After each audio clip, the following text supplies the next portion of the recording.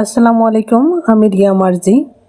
আমি আজকে আলোচনা করব একজন আসামি জেল হাজতে থাকা অবস্থায় কখন জামিনের আবেদন করতে পারে। এর আগেও আমি প্রথম পার্ট দিয়েছিলাম, এটা হচ্ছে দ্বিতীয় পার্ট। তদন্ত চলাকালীন চার্জশিট দাখিলের আগে তদন্তের যে কোনো পর্যায়ে যদি আইনি কোনো বাধা না থাকে জামিনের আবেদন করা যায়। চার্জশিট দাখিলের পর চার্জশিট দাখিল হলে জামিনের সম্ভাবনা সাধারণত বৃদ্ধি পায়। এ সময় জামিন আবেদন করা যায়। দীর্ঘদিন বিচারাধীন থাকলে অযৌক্তিক বিলম্বে বিচার শেষ না হলে জামিনের আবেদন গ্রহণযোগ্য হয়।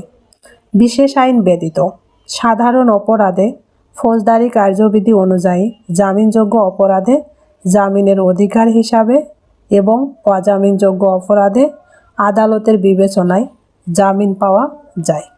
প্রাসঙ্গিক আইন ফৌজদারি কার্যবিধি 1898 অনুযায়ী